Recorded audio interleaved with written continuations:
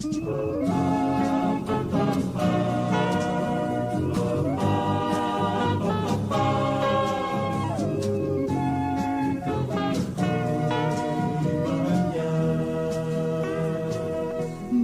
lang sa buhay ko na makamtan ang tunay na pag-ibig ng Diyos nang siya'y aking tanggapin.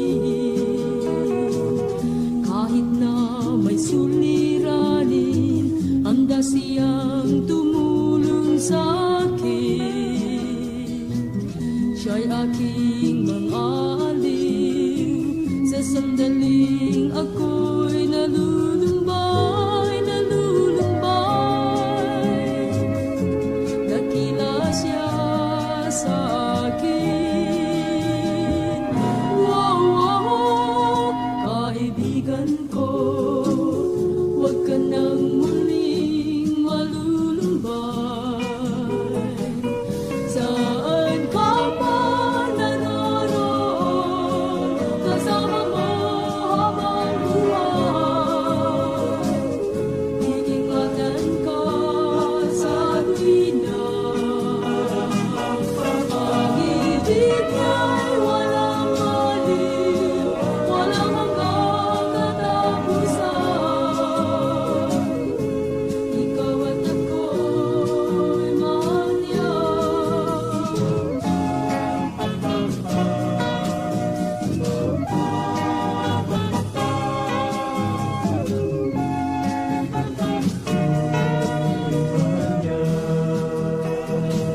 Nais mo bang siya'y makasama upang ikaw ay di mag-iisa sa mundo? Siya ay tanggapin sa puso mo. Sa atin ay may halaga, bukas ngayon magpawalang hanggan, walang hanggan. Tayo na sa Kanya. Wow, wow, kaibigan ko, huwag ka nang muling malulumbay.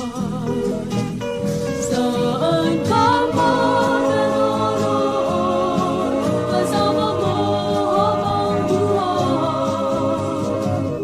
Iingatan ka sa tuwina. Pag-ibig niya'y walang aliw, walang hanggang katapusan. Ikaw at ako'y mahal niya. Ikaw at ako'y mahal niya. Wow, wow. Ikaw at ako'y mahal niya. Wow, wow. Ikaw at ako'y mahal niya.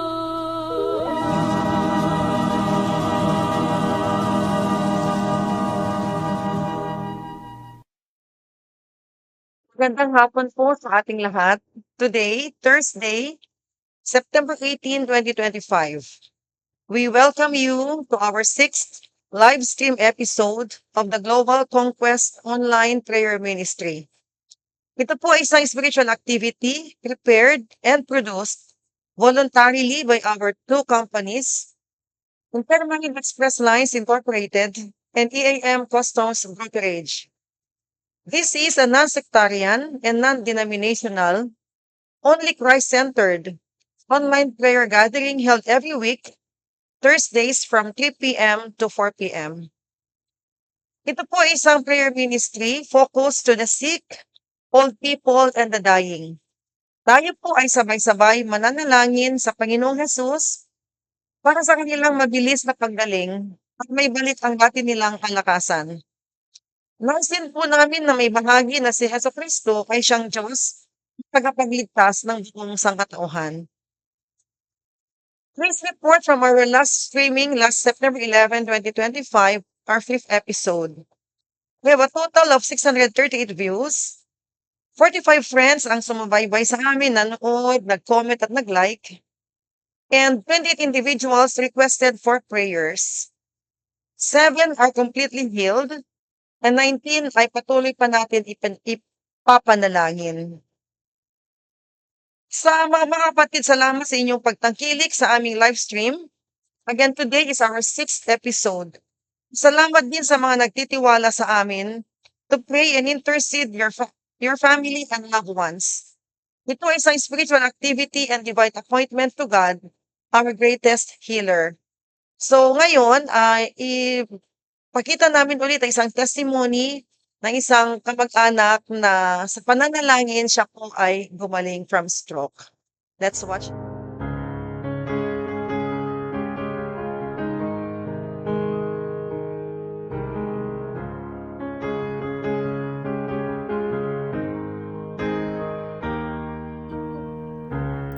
Ako po ay si Jerry Rebibis, 46 years old, taga Lalio, Cagayan. Ako po ay naaksidente last July 11, 2025. Nawalan ng malay at ako ay na-stroke at nakomatos ako. Ako po yung pinapanalangin ninyo. Maraming salamat po at ako ay nakarecover na. Nakakalakad na po ako at naghahatid sundo sa bunso kong anak. Sana po, tuloy pa rin tayong manalangin para bumalik ang paningin sa kanang mata at yung aking kanang kamay ko ay maibuka. Nagpapasalamat po ako ng marami. Una sa Diyos, pangalawa kay Pastor Dionisio, Padel, at kay Auntie Lenny sa laging pagpe-pray sa akin. Maraming salamat po. Ginagamit po natin ang technology to broadcast God's faithfulness. Dahil napakabuti ang ating Diyos sa buhay ko, sa buhay mo, at buhay nating lahat. Kami ay puspos ng kagalakan na patuloy na gagawa bilang mga lingkod ng Diyos. This action of faith is our offering to God. Huwag po kayong mahiya na ilapit sa amin yung mga kakilala ninyo na may sakit. Malaking tulong po natin sa kanila. May nangungumusta, may nagmamalasakit, may nananalangin sa kanilang mabilis na paggaling sa pisikal o emosyonal na sakit. Ang buhay dito sa mundo ay napakaikli. Sino magtutulungan? Pili tayo lang din. Let's help and build each other. In sickness and in health, we are together in Christ. Ang Diyos na ating sinasamba ay Diyos ng pag-ibig at Diyos ng awa. Manalangin tayong sama-sama at tiyak ay tutulungan niya tayo sa ating mga panalangin. Sa ngalan ni Jesus, Amen.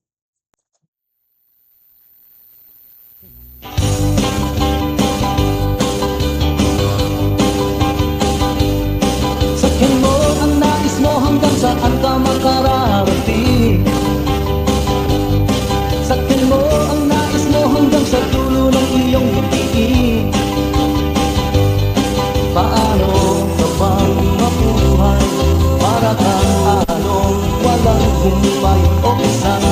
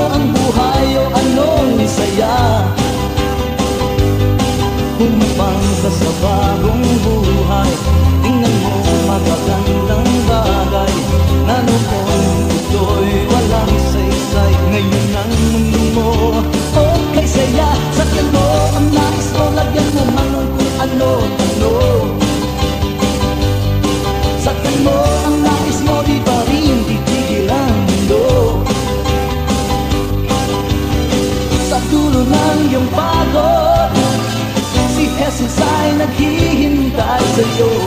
Hawak na maging bukas ng iyong buhay. Sa dulo ng iyong pagod, si Jesus ay naghihintay sa'yo. Hawak na maging bukas ng iyong buhay. Sakyan mo! Magandang hapon muli sa ating lahat at nagpapasalamat tayo sa Panginoon dahil binigyan niya tayo muli ng pagkakataon upang magsama-sama, although sa ganitong presentation natin nagagawa ito. But ang mahalaga ay patuloy natin. Again ay ang pwede po kayong mag-comment diyan sa ibaba. Pwede rin po kayong mag-like at saka pwede niyo po i-share po ito upang sa ganoon yung mga kakilala natin, kaibigan ay maipanalangin natin. At the same time po yung message na nagbibigay ng encouragement din sa atin ay makarating po sa kanila. So ngayong hapon ay pag-uusapan natin ang isang pinagaling ng ating Panginoon na may ketong. Ano po? Ang ating Panginoon, hindi lang ketong ang pwede niyang pagalingin. Lahat ng uri ng karamdaman. Ano po? So, pag-usapan natin ito. Ating babasahin is Marcos, itulat ni Marcos, chapter 1, verse 40 to 45. Ganito ang sinasabi sa wikang Tagalog. May isang gentleman lumapit kay Jesus, naninigod at nagmaawa. Kung ibig ninyong tataginin ninyo ito, sabi, kung ibig ninyo, mapapagaling ninyo ako. Nagkasal, hindi po siya. Sabay ang wika, ibig ko, gumaling ka. Noon day nawala ang ketong at gumaling ang tao. Pinakalimutan ng Jesus, matapos ang ganitong mahigpit na bilin, huwag mong nga sabihin kanino man. Sa halip ay pasuri ka sa saserdote. Pagkatapos maghandog ka ayon sa iniutos ni Moises upang itunayan sa mga tao na ikaw ay magaling na. Ngunit umalis siya at bagkos pinangalita ang nangyari. Dapat hindi na nahilag, hindi na kayang mapapasok ng bayan si Jesus. Naroon na lamang siya sa labas sa mga ilang napuok at doon pinagsasadya ng mga tao buhat sa iba't ibang dako. Tayo'y manalangin. Pagpalain niyo, O Diyos, ang aming pag-aaral, pagbubulay ng iyong salita ngayong hapon. Tulungan niyo po na maintindihan po namin ito at patuloy na makapagbigay ng inspiration sa amin upang patuloy na magtiwala kami at sumunod sa inyo. Salamat po, Panginoon. Ito ang aming dalangin sa pangalan ni Jesus. Amen. So, pag-usapan din natin ang pagpapagaling ni Jesus sa taong may ketong. Ang taong may karamdaman o may ketong ay napapagaling ng ating Panginoon. Ano po, kagaya po ng sabi ko kanina, walang anumang karamdaman na hindi maaaring mapagaling ng ating Panginoon. Wala, lahat ay maaari. Kaya lang po, may mga ilang principles na ipinapakita ang ating Panginoon. At ngayong hapon ito po ang ating titingnan, ano? Mula sa account ni Marcos, no? Ang pagpapagaling, tingnan natin kung paano nakamit ng taong ito ang kagalingan na galing sa ating Panginoon. So, ang taong may karamdaman ay napapagaling ng ating Panginoon. Paano ba napapagaling ng ating Panginoon ang karamdaman ng tao? O kahit na may ketong, paano niya napapagaling ito? Una, nabanggit ko na rin ito, kailangan pumunta kay Jesus. Ang unang paraan para mapagaling tayo, pumunta o lumapit tayo kay Jesus. Yan ang kailangan. Sabi sa binasa natin sa verse 40, sa verse 40, sabi, may isang petaling lumapit kay Jesus. na nakikinig at nagmatawa. Kung ibig po ninyo'y mapapagaling ninyo ako. Ano po? Nung naglakbay ang ating Panginoon sa Galilea, isang taong may ketong ang pumunta sa kanya. Ito ay isang malaking hakbang sa bahagi ng taong ito na may ketong ang pumunta sa ating Panginoon. Isang malaking hakbang. Yung sakit na ketong, ito ay pinapaluludan ng iba't ibang serious illnesses. Ito ay nagsisimula sa fungal infection o buni at nagiging ketong, ano? At pag napabayaan, ay nagiging ketong. Ito ay dumarami. Yung taong ito ay nakaranas ng pangdagdagan sa kanyang sakit. No? Hindi lang sisirain ang kanyang katawan, kundi ay nagiging marami at napapainis ang kanyang society. Sa panahon po ng ating Panginoon, kahit sa Old Testament, once na ikaw ay nagkaroon ng ketong, ng sakit na ito, ikaw ay nagkakaroon ng sakit sa katawan, ibinibilang ka ng marami. At pag ikaw ay marami, religiously, ikaw ay papaalisin sa society, sa iyong lipunan. Sabi ng Leviticus chapter 13, verse 1 to 8, sinabi ni Yahweh, ang Diyos ng Old Testament, kina Moises at Aaron, kung ang balat ni naman ay magbago ng kulay, mamaga, o kaya ay magkaroon ng singaw, na parang ketong dadalhin siya kaya Aaron, ay sa mga anak niyang saserdote. Tutuloy siya ng saserdote at kung nakita nitong namuti ang balahibo sa balat, sa palagay nito'y tagas kailangan may ketong ang taong yun. Yung nagsabi yun, ipapahayag niya itong marumi. Ipapahayag siyang marumi. Ngunit na balat naman ang namuti at hindi pati balahibo, ibubukod siya ng 7 araw. Pagkatapos ng sipilin ng saserdote, hindi naman ang pamamaga, 7 araw pa niya itong ikukulong. I-isolate, ano? Pagdating ng 7 araw, sisiriin ng muli ang may sakit. Kung nagbalik sa dati ang kulay ng kanyang balat at ang pamamaga ay hindi kumalat sa ibang bahagi ng kanyang katawan, ipipigil siyang malinis. Lalagyan niya ang kanyang damit at siya'y maliligo. Ngunit kung mamaga uli ang kanyang balat at kumalat ang sakit sa ibang bahagi ng katawan, muli siyang haharap sa saserdote. Sisiyasatin siyang muli. At kung ang pamamaga ay kumakalat nga, ipapahayag ng saserdote ang may sakit ay marumi. Ibig sabihin, confirm may ketong siya. Ano po? Sa ganun po yan sa Old Testament. Ang ketong na karamdaman ay nagdadala ng matinding hirap. Ano? Halos sa lahat ng levels sa ating buhay. Sa physical, sa mental, sa social, at sa religious aspect. Ito ay at ang sakit na ketong ito ay larawan ng kasalanan. Ito ay picture ng kasalanan. Ang mga pinagpapira ng kautusan ay itinuturing na walang lunas ang sakit ng ketong. Yung mga pictures of belief, itinuturing na ang ketong, leprosy, ay walang lunas na sakit. Sa Old Testament, dalawang bagay na nangyaytala na pinagaling ng Diyos ang may sakit. Ano po? Sa Nahum at sa 2 King. Ngunit ang ketong itong malapit kay Jesus, itong may ketong na ito, ay meron tayo na napapagaling siya ng ating Panginoon. Alam nyo, Ano mang karamdaman natin kung gagayahin natin ang lalaking ito? Malamang at malamang mapapagaling tayo. Itong may ketong ito, ang laki ng kanyang paniniwala na mapapagaling siya ng ating Panginoon.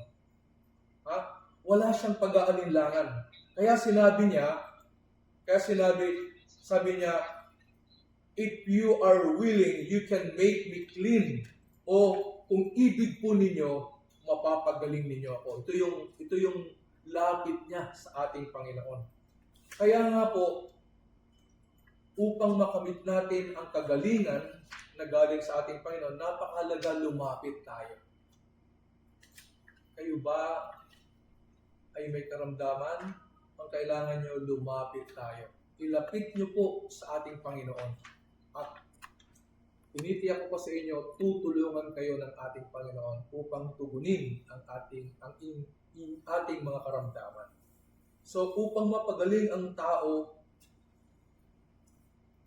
upang mapagaling ni Jesus ang isang may karamdaman, ang kailangan niya, pumunta siya kay Jesus.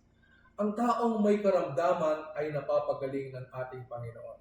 Paano napapagaling ng ating Panginoon na may karamdaman? Ikalawa, kailangan marunong siyang magpakababa at makiusap.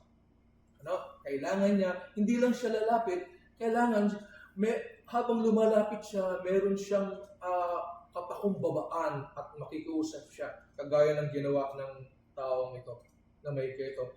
Sabi sa ating text sa Marcos chapter 1 verse 41 to 42, sabi, nahabag si Jesus at hinipo siya.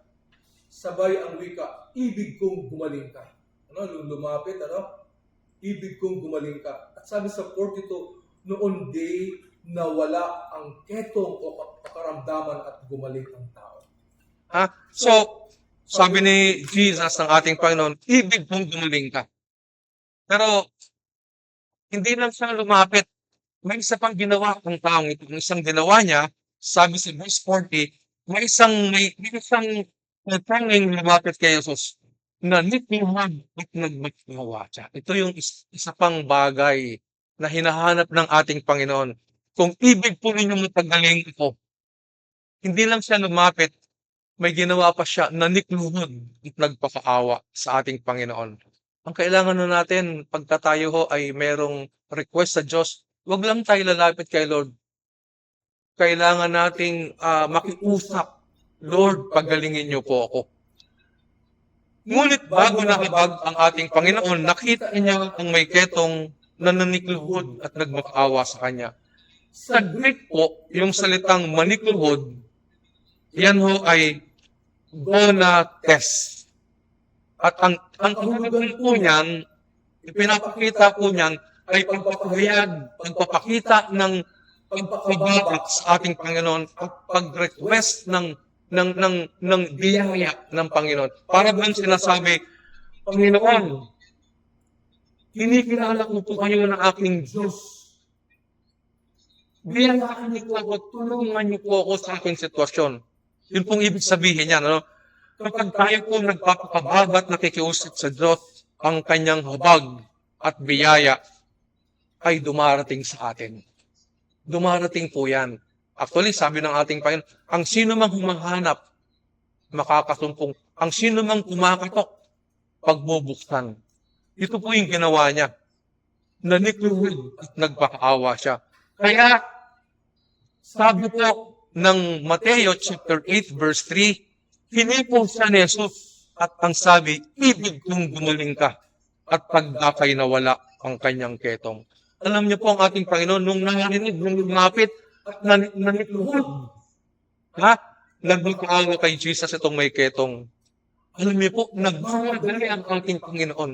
Dali-dali ang ating Panginoon, hinipo siya at pinagaling. Ito pong kailangan, Alam niyo ang ating Panginoon, habang nakikita tayo ng kapakumbabaan, na inilalapit natin ang anumang suliranin natin sa Panginoon, diyan ang ating Panginoon nagmamadali. Gusto niyo ba na palaging ang Diyos nagmamadali upang tugunin ang ating mga suliranin sa buhay? Anumang suliranin, ipakita natin ang pagpapakumbaba natin sa Kanya. Manikluhod po tayo. Ang paninikluhod po, iyan ho ay katumbas na pagkilala natin bilang Diyos. Ang paninikluhod ay katumbas ng pagbibigay ng papuri sa Diyos. Kaya ang ating Panginoon, nung nakita ng Panginoon, dali-dali siyang hinipo at pinagaling. Ang sabi niya, ibig kong gumaling ka. Ibig kong gumaling ka. Yung salitang ibig kong gumaling ka, ang ibig sabihin nito, titiyakin ko sa'yo. Mamang may ketong, pagagalingin kita sa iyong karamdaman. Yun ang ibig sabihin ka ng ibig kong gumaling ka. Tinitiyak ng Panginoon. Ang ating Panginoon, binibigyan siya ng assurance na pagagalingin siya sa kanyang karamdaman. Ano po? Ang kailangan natin, hindi lang lumapit, kailangan natin, paglapit natin sa Panginoon, manikluhod tayo, sambahin natin. Sabihin natin, Lord, kayo po ang Diyos ko na makapangyarihan. Yung biyahe niyo po, tulungan niyo po ako sa aking sitwasyon. Sa ganong diwa, ang ating Panginoon, magmamadali yan at tutulungan tayo. Ano po? Kasiyahan ng ating Panginoon ang pagdalingin siya. Dahil ang kanyang pagkatapat. Alam niyo, ang lalaking ito, nagtapat eh. Lord, kung ibig niyo, mapapagaling niyo po ako. Lord, parang sinasabi niya, kayo po ang lamang ang kailangan, ang makakatulong sa akin. Ito po ang damdamin. Kaya ang ating Panginoon, dali-dali. Alam niyo, sa Bible, bihira lang po yun, no? Bihira lang. Minsan mahirap, mahagilap ang ating pero itong tao, dali-dali. Ano po? Dali-dali siyang pinagaling ng ating Panginoon. Gawa ng lumapit siya at ipinahayag niya, ipinakita niya ang kanyang matapat na pagpapakumbaba sa ating Panginoon. At dahil doon, siyang-siya ang ating Panginoon. Alam niyo, ang makapagpapasiya sa ating Panginoon, pag lumapit tayo at sinamba natin ang Panginoon, ang ating Panginoon, manikluhod tayo, makiusap tayo, diyan nag-aapura ang ating Panginoon sa mga taong mapagpakumbaba. Kaya, totoo po yung sabi niya yung mga mapagpakumbaba, itinataas. Yung mga nagpapakataas, naku, bumabagsak po yan. Bumabagsak po yan. Ano? Ang sabi po ng Mark chapter 1, verse 42, noon din nawala ang ketong at gumaling ang tao. Ito po, nung pinag-aralan ko po yung text, nagmamadali ang ating Panginoon. Dali-dali na hindi po siya at pinagaling. Kasi ipinahayag ng lalaking ito ang kanyang pagpapakababa. No? Nanikluhod siya. Ang ibig sabihin nun, Lord, kayo po, pinupuri ko po kayo. Kayo po ang makakatulong lamang sa akin. Ito po ang sinasabi sa atin. Alam nyo, upang tayo, kapag tayo ay lalapit sa ating Panginoon, dapat kakitaan tayo ng kapakumbabaan sa ating buhay. At ipaabot natin ang ating mga kahilingan sa Kanya at ayon sa ating text, tutulungan tayo ng ating Panginoon. Tutulungan tayo ng ating Panginoon. Kaya po, kung meron kayong sitwasyon, anumang problema, anumang sitwasyon meron kayo ngayon, ang kailangan natin, kailangan nyo lumapit tayo sa ating Panginoon at magpakababa tayo sa Kanya at idulog natin ang ating sitwasyon, tutugunin tayo ng ating Panginoon. Ang takong may karamdaman ay napapagaling ng ating Panginoong Yesus. Papaano? Ikatlo po, kailangan ipagpatuloy ang pakikinig kay Jesus. Pagkatapos natin lumapit at makaranas tayo ng kagalingan ng Panginoon, ang gawin natin, patuloy tayong makinig sa instruction ng ating Panginoon. Sabi sa verse 43 to 44, pinaalis siya agad ni Jesus, yung taong ito. Matapos ang ganitong mahigpit na bilin, huwag mong sasabihin ito kanino man. Ito yung instruction ng Panginoon. Okay, magaling ka na, umalis ka. Tapos, itong ginawa ko sa iyo, huwag mo itong sabihin kanino man. Kaya lang, sabi, sa halip itong may kasaserdote, pagkatapos maghandog ka sa iniutos ni Moises upang patunayan sa mga tao na ikaw ay magaling. Okay. Ang instruction sa kanya ay huwag ka sabihin. Ang problema sa taong ito, ipinagsabi. Alam nyo, mahigpit na bilin ng ating Panginoon, huwag mong magsasabi kanino man na gumaling ka na. Punta ka muna sa sacerdote. Punta ka muna sa sacerdote upang ma-prove kung magaling ka na, mayroong kailangang ihandog. Meron kang ihandog. Ang problema niya, ipinagsabi. Ipinagsabi niya. Hindi niya sinunod ang instruction ng Panginoon. Kasi ayaw ng Panginoon na agarang malaman ang kanyang tunay na identity. At hindi niya, ayaw niya rin na malaman ng marami yung mga ginagawa niyang himala. Ano? Ito ang dahilan kung bakit sinabi ng ating Panginoon. Kasi ayaw niyang malaman ng mga Hudyo na siya ang Messiah habang siya'y naglilingkod pa sa lupa. At ang tawag dito ay Messianic secret. Ayaw niya muna itong ipaalam. Ayaw niya. Ang isa pang dahilan kung bakit ayaw niyang ipagsabi, kasi ayaw niyang magkaroon ng misunderstanding sa mga pinuno that time. Sa mga pinuno that time. Kasi pag sisimulan yon ng argumento ng hindi pagkakaintindihan. Ang sabi nga sa Marcos chapter 11, verse 28 to 29, tinanong siya, anong karapatan mong gumawa ng mga bagay na ito? Tinanong siya, no? Sino ang nagbigay sa iyo ng karapatang ito? Sumagot si Jesus, tatanungin ko rin kayo. Pag sinagot ninyo ako, saka ko naman sasabihin sa inyo kung ano ang karapatan kong gumawa ng mga bagay na ito.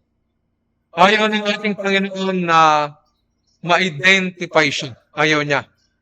Hanggat hindi pa nabubuo ang klaro ng kanyang mission. Kaya iyon ang sabi niya, okay, pumunta ka muna, punta ka sa templo, sa sacerdote, magpa-check ka, pag okay ka na, maghandog ka. Pero yung ginawa ko siya, huwag mo muna pagkasabi, ito yon. Kasi ayaw munang ma-identify ng ating yung kanyang identity. Sabi ng Mark chapter 8, verse 29 to 30, kaya ano yung sabi ninyo? Ito yung tinatanong ng Panginoon, yung mga alagad niya, kung sino siya ayon sa mga tao. Sabi naman niya, kayo naman, ano ang sabi ninyo? Sino ako? Tanong niya. Sabi nila, kayo ang Kristo, tugon ni Pedro. Huwag ninyo nga sabihin kanino man kung sino ako. May mahigpit na utos niya sa kanila. Ito yung mga ilang sinasabi ng Panginoon. Kasi hindi pa klaro. Ano po? Hindi pa yun yung time. Sabi pa ng Mark chapter 9, verse 9, habang dumababa sila sa bundok, ito yung nagbagong anyo sa Jesus sa bundok. Habang sila bumababa sa bundok, mahigpit na itinagubilin sa kanila Jesus, na huwag ninyong sabihin kanino man ang inyong nakita hanggat hindi muling nabubuhay ang anak ng tao. Ito yung nagbagong anyo si Jesus. Ano?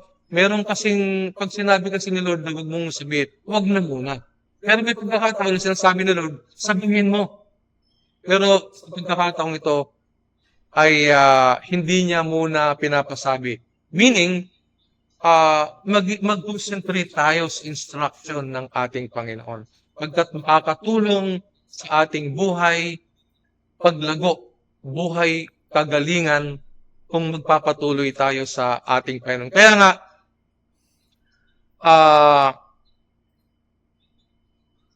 kung ibig natin na makamit ang kagalingan, ikatlong bagay na sinasabi sa atin ng Panginoon, kailangan panatilihin natin na ipagpatuloy na pakinggan ang utos ng ating Panginoon. Ang taong may karamdaman, tinitiyak ko po sa inyo na mapapagaling ng ating Panginoon. At mapapagaling sila kung sila ay pupunta sa ating Panginoon, kung sila ay marunong magpakumbaba at makiusap, at kung ipagpapatuloy nila ang pakikinig ng salita ng ating Panginoon. Ngayong hapon, meron ka rin bang suliranin? Bagamat hindi kagaya ng taong ito na may keto, may solution ang problema mo. Ano mang karamdaman mo ay kayang pagalingin ng ating Panginoon. Ano mang suliranin mo, kayang pagalingin ng ating Panginoon. Kayang bigyan ng solution. Kaya nga sinabi ng ating Panginoon, lumapit kayong lahat na napapagal at nabibigatan sa inyong pasanin at pagpapahigayin ko kayo. ngayong hapon kung nais mo ng kagalingan ng ating Panginoon, pwede po kayong mag-comment dyan sa section sa ibaba at sabihin nyo kung anong request nyo at isasama po natin ito sa ating mga panalangin. So, at patuloy na pagsunod sa ating Panginoon. So, maaring ikaw ay may suliranin, hirap na hirap, hindi mo namang gagawin mo. Matagal na marahil para yung isang babae. Naubos na yung kanyang kabuhayan, pero hindi pa rin siya gumagaling. Kapatid, kaibigan, kung kailangan mo, lumapit ka sa ating Panginoon. Kailangan mo, sabihin mo sa Panginoon, Lord, tulungan mo ako. At yung ating platform ngayon, isang paraan upang makatulong sa inyo at sa sino pa man ang lumapit tayo sa Panginoon sa diwa ng panalangin. So, muli, magpatuloy tayo sa ating Panginoon. Ang ating Panginoon ay kayang pagalingin ng anumang karamdaman meron tayo. So, mamaya po ay pagkatapos ng awit, mananalangin po tayo. At kung meron pang request, pwede kayong mag-comment, sabihin nyo kung ano yung request nyo. At sa mga susunod, hindi man natin magawa ito ngayon, sa mga susunod ay babasahin natin at isasama natin kayo sa ating panalangin. Sige po, maghanda po tayo. Bago tayo mag-pray, makakapakinig muna tayo ng muli awit buhat sa mga staff ng MCB at ng Intermarine Express Line.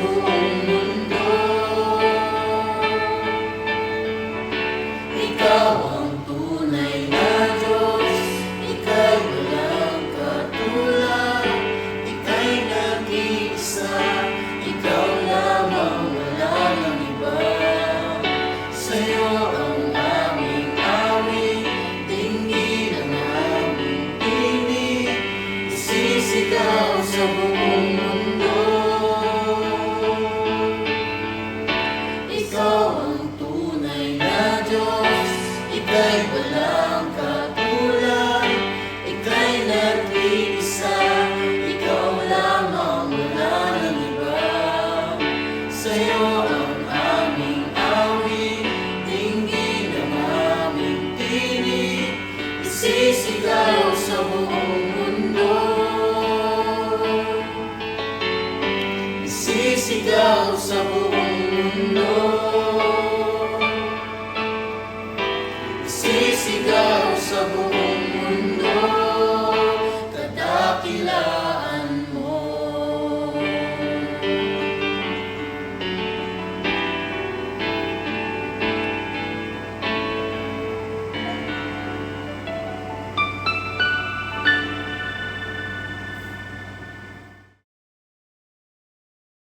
Hindi po, tayo po ay manalangin. Muli ay pwede ho kayong mag-like dyan, mag-comment at pwede nyo pong i-share ito sa ating pong mga kaibigan o sa inyong mga kaibigan at kakilala. Tayo po ngayon ay dumulog sa ating panalangin. Lumapit tayo sa Diyos. Panginoon, salamat po sa inyo ngayong hapon. Salamat po dahil natutunan po namin kung paano po kami lalapit at makakaranas ng kagalingan buhat sa inyo.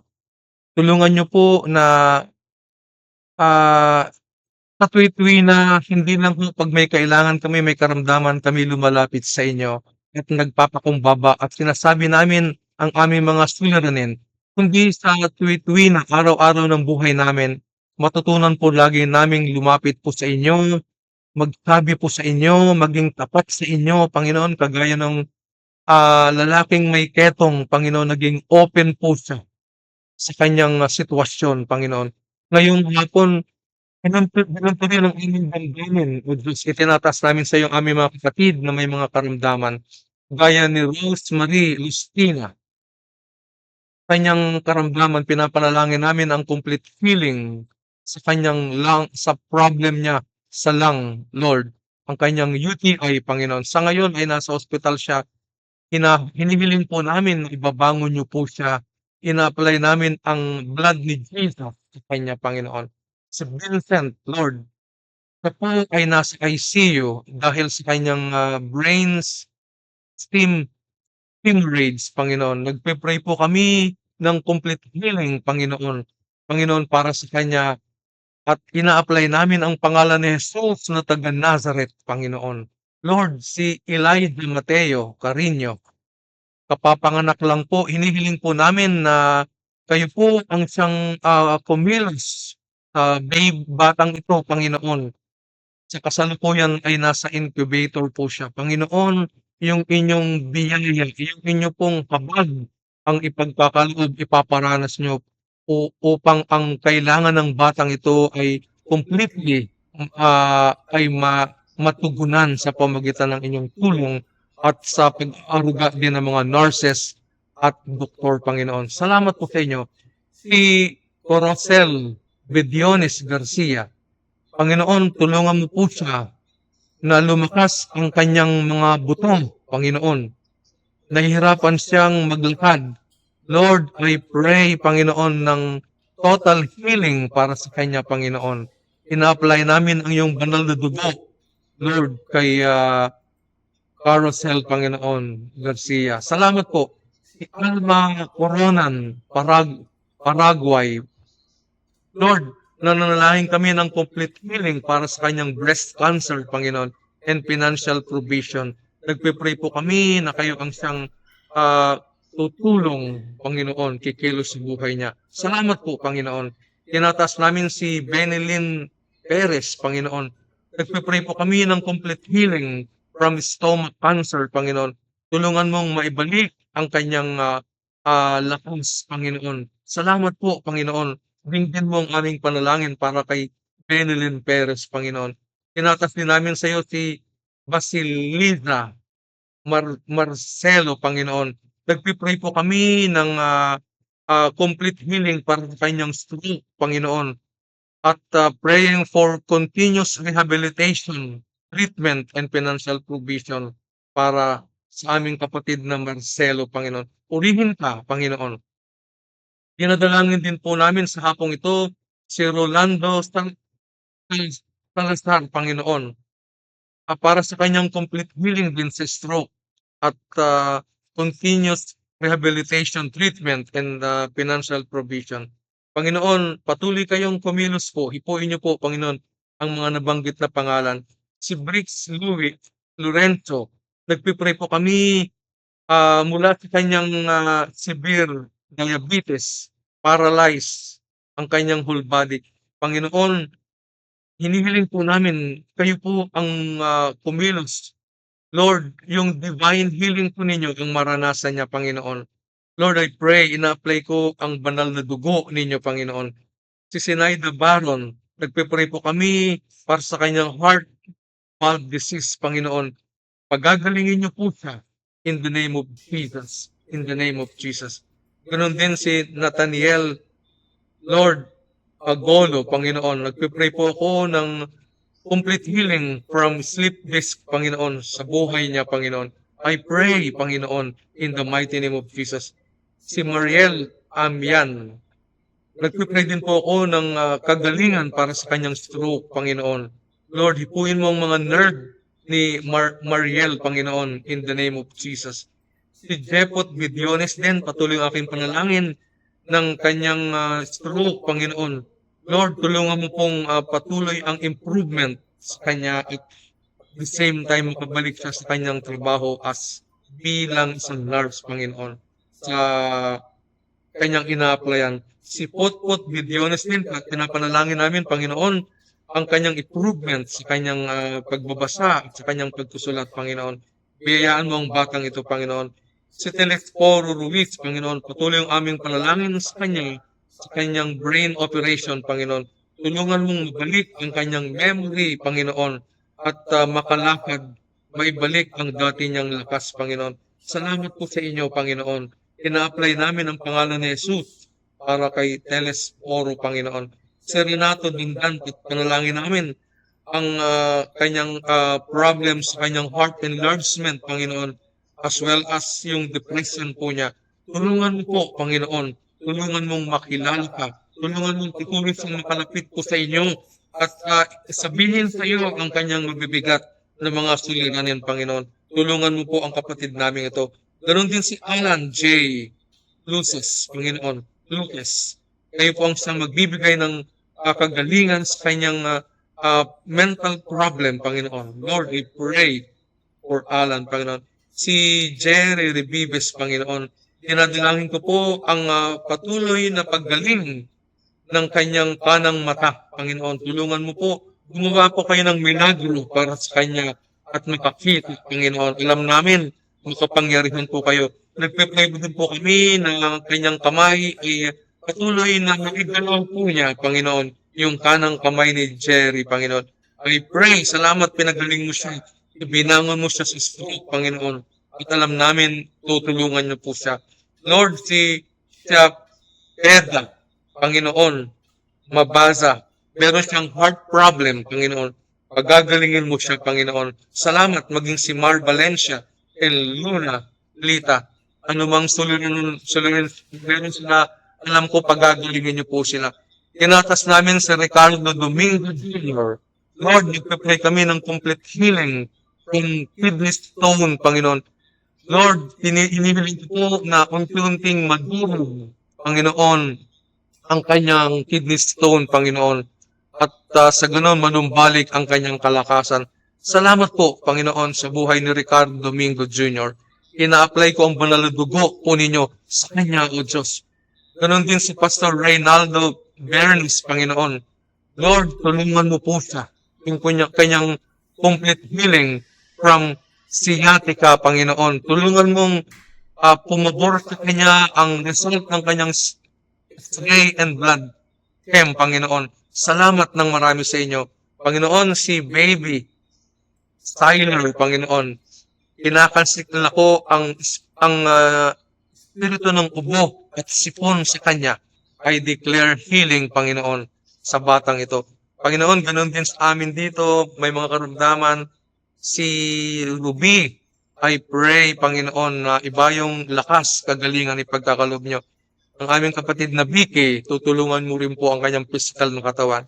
At maging ang misis ko, Lord, si Lenny, kayo po ang patuloy na magbibigay ng kalakasan, kagalingan. Lord, salamat yung mga staff po namin. Hinihiling po namin, patuloy niyo po silang i-cover, Panginoon. Kinakansela namin ang anumang mga plano ng kaaway, binawasak namin at nagdi-declare po kami, Panginoon, ng patuloy na pag-iingat, pagko-cover niyo po sa kanila. Salamat ng marami, Panginoon. Inaasahan namin na didinggin niyo po ang aming panalangin, Panginoon. Nagkikiusap po kami, Panginoon, gaya ng ginawa ng lalaking may ketong. Dumudulog po kami, tinatas namin sa iyo mga kapatid namin ito. Lord, tinatas din namin sa iyo ang problema ng aming bansa, Panginoon. Alam namin na hindi ito lingid po sa inyo. Lord, tulungan niyo po na maging makalaya kami sa corruption, Panginoon. I pray, Lord, in the name of Jesus, tulungan niyo po kami. Masdan niyo po ang nangyayari sa aming bayan, aming bansa, Panginoon. Tulungan mong mag-improve ang aming justice system, Panginoon. Tulungan mong matakot kaming lahat sa aming batas, Panginoon. Tulungan niyo po, Panginoon, na managot ang dapat managot. Anumang level ng kanyang buhay, O Diyos, may patupad palagi ang sinasaad ng aming batas, Panginoon. Salamat po, pagpapalain mong aming Pangulo ang kanyang kabinete rin, Panginoon. Lord, salamat ng marami sa inyo. Naniniwala kami na diringgin niyo po ang aming panalangin. Ito po ang aming dalangin sa inyo. In Jesus' name, Amen.